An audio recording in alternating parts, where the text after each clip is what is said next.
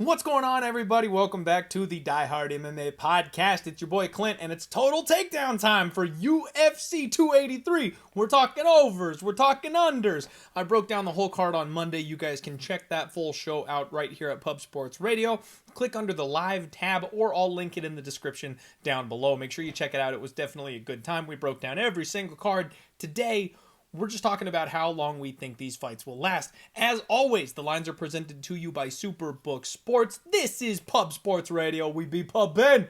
Make sure you subscribe, become a member if you haven't already. Smash the like button. Let's get into this damn thing. Oh, one thing real quick though. For those of you checking this out that are in the Valley, that are in the Phoenix, Arizona area, we have partnered with the Majestic. It's a big theater with big old comfy, fluffy pillow seats.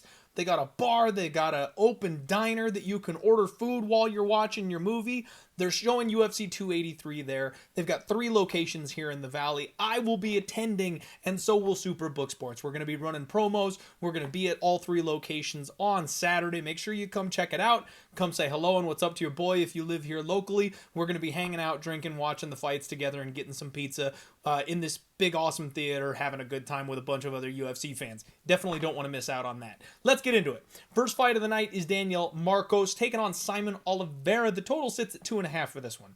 Opening minus 110 on either side, it looks like here.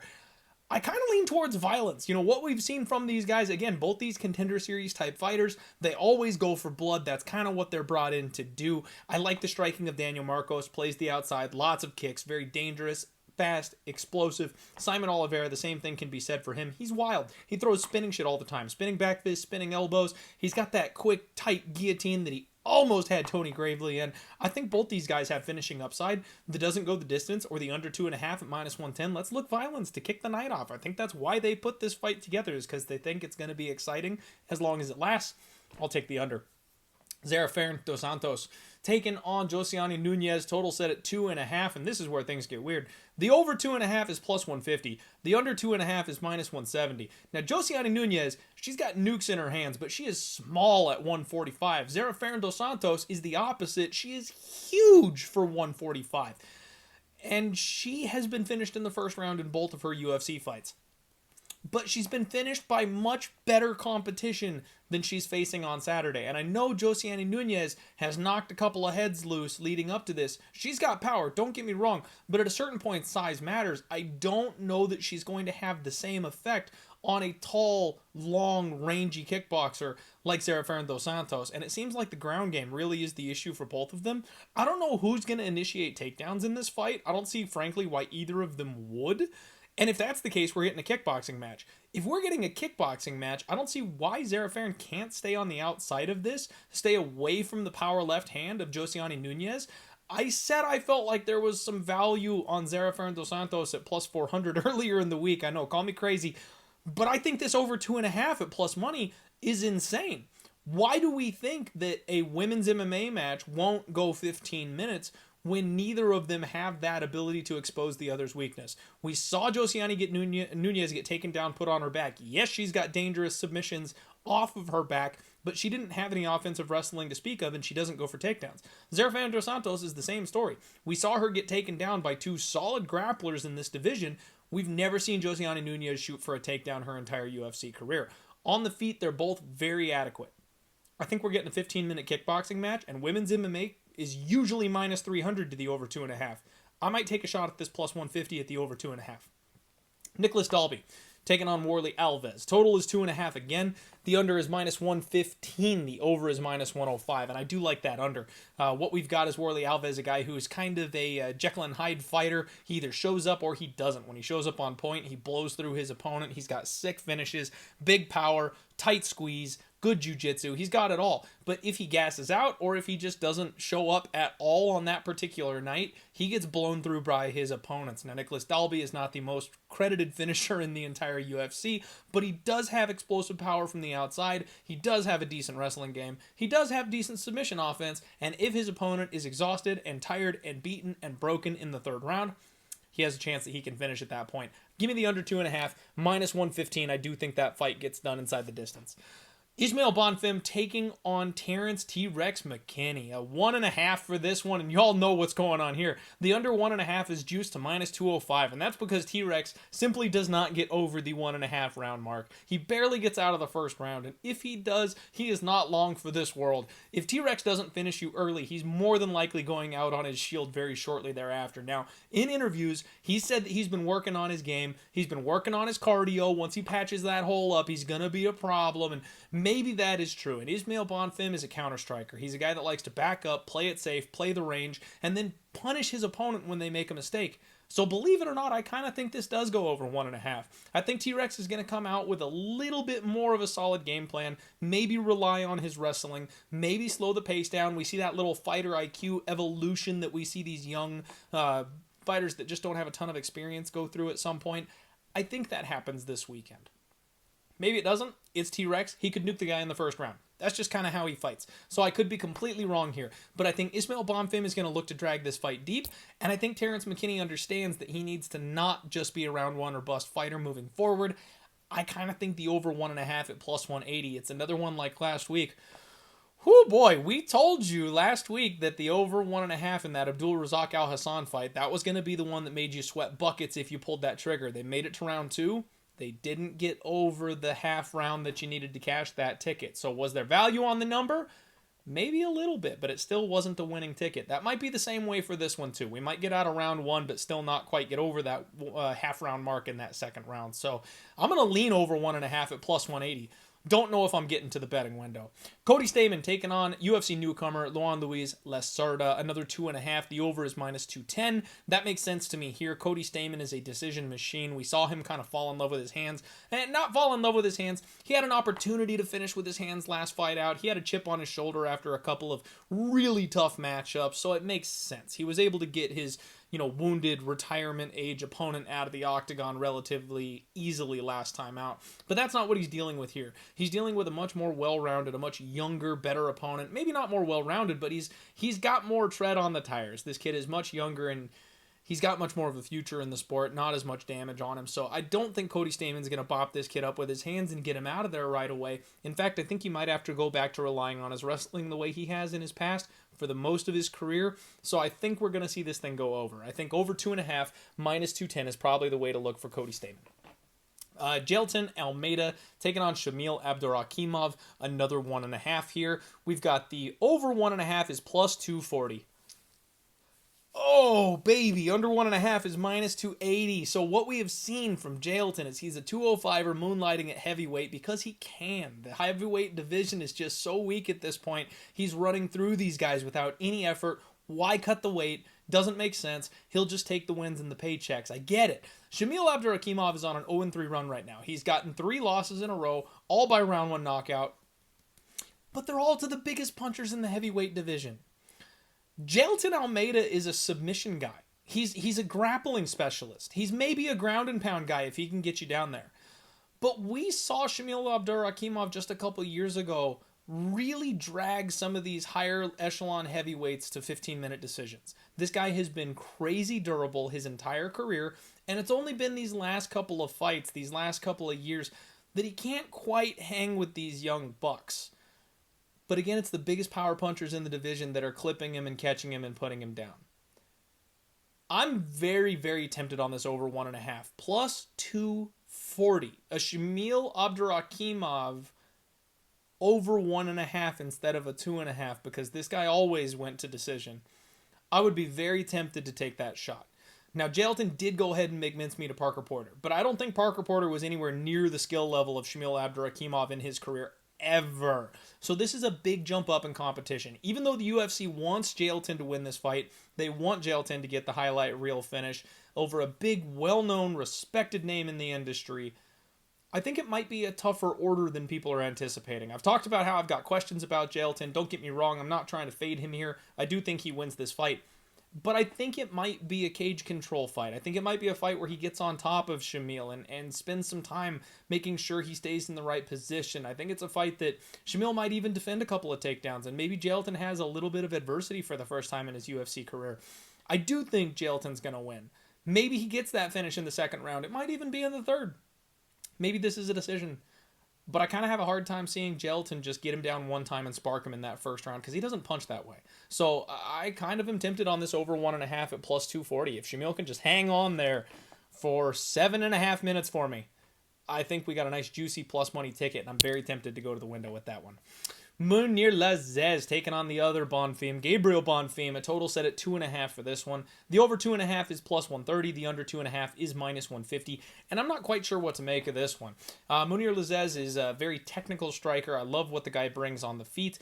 Very defensive, very rangy. He can get pressured, and we've seen that be kind of the weakness for him if somebody really barrels forward and does what they do. He has a hard time with that type of pressure, but that's not really the way the Bonfim brothers fight. They're also much more laid back and technical. They also have a little bit of give and take. They also tend to counter quite a bit. And if that's the case, I think we could get a 15-minute kickboxing match out of this one. Now, both these guys are more than capable of landing a big shot, hurting somebody, and putting them down, especially with the body shots they both try to go to. So this one may not make it the full 15, but again, if we're talking numbers, I think this might be a little bit recency bias. I would look at the over 2.5 at plus 130. We have got Costa, I'm not going to try and say his first name, short notice replacement taking on Thiago Moisés. 2.5 total for this one. Over is plus 110. The under 2.5 is minus 130. Give me violence in this spot. And another one that I might actually bet.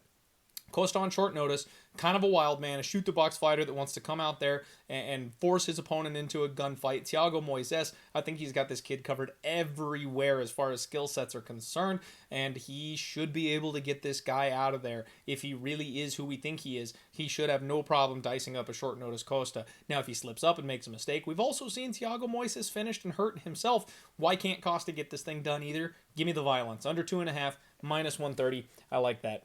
Brunno Ferreira taking on Gregory Hobocop Rodrigues. We've got the 1.5 for this bad boy. Under 1.5 is minus 170. The over 1.5 is plus 150. I'm not arguing this one. Under 1.5 it is. So Gregory Rodrigues, he's got that grappling advantage over a lot of people. Just never uses it. Likes to walk forward, likes to trade bombs, and that's exactly what Brunno Ferreira likes to do as well. They call this man the Hulk. It looks like he watched Ion Cutelaba and was like, no, I am Hulk. And it's the same dang thing. He walks forward, he swings big bombs, tries to knock people out. He can double leg you. If he gets on top of you, you're done. He will rain down filthy ground and pound until you give up your back or your neck, and then he'll choke you out. Man is a finisher, but he's fought nowhere near this level of competition. This is a big step up in competition, and there's a big size discrepancy here.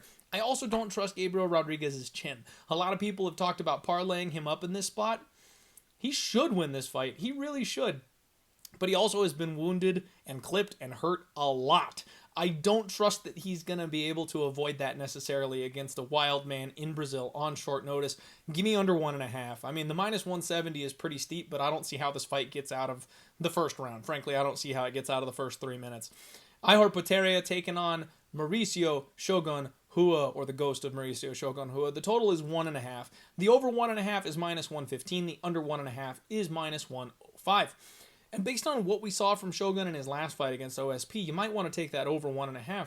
But Ihor, man, I mean, it's all going to come down to what Ihor wants to do. Because if he comes in here looking to add, a notch into his spear and get a legend's name on his record, he's going to want to get Shogun out of there early. I don't know that Shogun has the gas tank to push this guy late. I don't know that Shogun can keep up with this young man. Maybe because it's his final hurrah in Brazil, the fans push him to greater heights than he's capable of or has been capable of for the last 2 years. But Shogun has been basically on death's door and surviving absolute soul-crushing beatings for the last couple of years, and that's really the only way he's been fighting in the cage. I don't see how he gets out of here with this young, filthy striker, Buck, who should be making improvements, who has better durability, who has better cardio, who still hits like a ton of bricks. I think this fight is probably going under. I think it's probably over relatively quickly, and it's going to be sad. Next up, Johnny Walker taking on Paul Craig. We've got a 1.5 total for this one. Over 1.5 is plus 155. Pardon me. Under 1.5 is minus 175. I need a drink. Got one of those tickles that just won't go away. Sorry about that. So the under 1.5 in Paul Craig versus Walker just makes so much sense to me. Johnny Walker's been fighting a little smarter lately, but Paul Craig has not, and he never does. And he's talking about faith in his right hand. He's talking about faith in his striking. I'm like, brah, you're the jiu-jitsu guy. Like, you've only ever been the jiu-jitsu guy. And he wants to come out here and strike with Johnny Walker. That is not a recipe for success in my opinion. I don't believe in Paul Craig's chin. I think he's very, very touchable. Johnny Walker's going to have a large height and reach advantage here in this spot. He should be able to get this thing done, but he has to play the floor as lava. If Johnny Walker at any point in time hits the floor with Paul Craig, it's going to be a tap or snap situation, so that under makes a ton of sense to me. Jéssica Andrade taking on Lauren Murphy. Total set at 2.5. The over is -115. The under is -105. And again, women's MMA, we usually see these totals juiced heavily to the overs, and that makes so much sense when you're not dealing with Jéssica Andrade. Oh, just won't go away today. All right. Jéssica Andrade, murderous power puncher. She just gets everybody out of there. Lauren Murphy, though, has been extremely durable, and she's getting better. Even though she's 39 years old, somehow she's still improving. She's going to have like a 5-inch size advantage. She's big, she's muscly, she's tough, she's an absolute dog, and this is a 3-round fight. I think Jéssica Andrade is more than capable of finishing Lauren Murphy, but it also wouldn't surprise me one little bit if Lauren took a beating for 15 minutes and survived and dragged this thing the full 15. So I'm going to say over 2.5. Not an opinion that I believe a whole lot in and definitely will not be betting. It's not going to shock me if Jéssica Andrade hits her with a big body shot and puts her down. Neil Magny taking on Gilbert Burns, a 2.5 total for this one. Over is plus 100, even money. Under 2.5 is -120, and I agree with the juice ever so slightly. Neil Magny's a decision machine. He drags his opponents deep in every single fight that he's ever been in, and he makes these things close every single time. However, we've seen that he can be taken down. We've seen that he can be submitted. We've also watched him get his legs kicked out from under him, and not a lot of people are talking about that this week. I feel like every time Neil Magny shows up, we hear everybody talking about how he's damaged goods and how he can't take leg kicks, and that just kind of seems to have disappeared. Bro, Gilbert Burns has some leg kicks on him. Like, he hurts people with his leg kicks and kind of forces them into gunfights. And Gilbert Burns may not have the best chin we've ever seen at 170 pounds either. I could see this fight getting finished. That said, you're a losing gambler if you've bet unders in Neil Magny fights because he just grinds them the full 15. This is a total I don't think I want any part of. If I was going to bet it, I'd be going under 2.5, but I'm not confident in that because it's going to come down to what Neil Magny brings to the table, and if he does what he does, it's going over. Next up, co-main event, we have got the 4th fight between Brandon Moreno taking on Deiveson Figueiredo. This one's for all the chips, folks. I cannot wait. And we've got a total set at 4.5. The over 4.5 is -140. The under 4.5 is plus 120. And this fight comes down to one single thing for me, folks. One thing. And that's the zigzag. No two fights are ever alike. And when you listen to gamblers, people get sick of us talking about how, you simulate the fight 100 times, and if they ran it back, what would the number be? And they're only fighting once. So a lot of casual gamblers get really mad at the value argument. They get really mad talking about who wins this out of 10 because it's just who wins it on Saturday night. No, these guys, this is their 4th time fighting. And what we've seen is it went the full 25 minutes to a decision the first time. The second time was a finish. The third time it went the full 25 minutes yet again. However, both guys were very compromised in that fight. If you recall, I think this last fight is going under. Both guys have made statements about how they want nothing to do with each other anymore. They fought the same exact guy for 2 straight years. They're sick of each other's faces at this point. And if you watch that third fight, Deiveson Figueiredo is sitting on his punches a whole lot more, and he knocked down Brandon Moreno 3 different times. Brandon Moreno had Deiveson wobbled in that fight multiple times. Now, he never buckled. He never went down. Brandon Moreno didn't get credit for a knockdown at any point. But I do also believe that if he had followed up on some of those shots, he might have been able to get Deiveson Figueiredo out of there. I think this fight finishes. In fact, I think it's probably going to happen very similarly to the last fight, where it was like a 3rd round finish. These guys are going to start slow the way that they always have, but then in the 2nd round, they're going to get each other's timing and the speed, and the adjustments are going to kick in, and it's going to turn into a brawl. Both these guys are going to want to leave no doubt on the table who the final champion of this weight class is, and I think someone's getting finished. Give me under 4.5. Plus 120. Again, that's a bet that may actually make my card. I might buy the doesn't go the distance, though, because it's probably going to be even money for that, rather than taking the 4.5 with the extra 2.5 minutes, just because I've been burned by that before. You never know. And it's not that big of a price jump to be able to get even money or something like that on the fight doesn't go instead of the under 4.5. But I think we're going to see violence in this fight. I think Brandon Moreno is going to finish Deiveson Figueiredo. In fact, I think he's going to knock him out. That's right. I said it. Jamahal taking on Glover Teixeira. 1.5 total for this one. Very interesting fight. So we've got Hill and Glover, both of whom are known finishers, but both of whom we've seen also go deep in fights before, with a 1.5 total. The over is -120, the under is +100. And a lot of people are expecting this to be a one-round banger. I think Jamahal Hill may take things a little bit slower than some people are expecting. I can see him respecting Glover Teixeira, minding the distance, minding the range, maybe looking to counter, and then Glover is going to look for the grappling. Glover is going to try to take this fight down. Now, from what I can see on Instagram, it looks like Jamahal Hill got promoted to brown belt. He's been rolling with my doppelganger, Anthony Smith, so he's working on his submission defense. We know he can be taken down. We know he can be controlled. He's going to be working on his get-up game, but he's the younger, fresher guy, and he tends to exhaust the people that he's fighting by being hard to get down and hard to keep down. I think he's going to drag Glover into the second or the third round and then start to put him on him once he is the fresher guy. Once the hand speed makes a bit of a difference, because Glover's big muscly arms are heavy. I think Jamahal Hill's probably going to knock out Glover Teixeira, but I do think it might be a little bit later in the fight. Again, this is a total where I have no confidence. I'm going to lean with the over 1.5. But this also could be a one-round finish. Glover could dump Jamahal Hill if he's unprepared on his head, grab his neck, and choke him out. And Jamahal could put Glover out with a single touch of his fist because he's a 43-year-old man in a cage fight. So I don't like this total one bit. And the main event, I'm really just going to sit back and watch. I got in on Jamahal Hill earlier in the week. We beat a line move. I feel good about that. I'm rooting for my boy. I think that's the only way I'm attacking this main event. But again, this is Total Takedown, so I got to tell you what I think. I'm looking over. That's the show, everybody. Thank you so much for hanging out with me today. I appreciate it. Remember, meet up with us at the Majestic here if you're local. Make sure you check out Pub Sports Radio. Subscribe if you haven't already. Hit the like button. Thank you to Superbook Sports and Pub for always sponsoring my shows and supporting me. And then I do also want to shout out the Sharp app. You guys may, if you're on Twitter, have seen me posting some stuff from the Sharp app. The name is appropriate. They are sharp as nails. I've been betting on college basketball and NBA and shit like that because I don't know a damn thing about those sports, and they're really good at it with models and shit that's way over my head. So make sure you check out the Sharp app. I'll go ahead and put a link down in the description below to the Discord if you guys want to jump in on that one as well, because seriously, I'm just trying to make you guys money. They've done well for me since I joined up with them, so I'm passing the information along. That's the Total Takedown, everybody. We'll see you tomorrow for the Undefeated post-weigh-in show, as always, and then it's fight day. I can't wait. This week can't go by fast enough, baby. Let's go. Let's roll.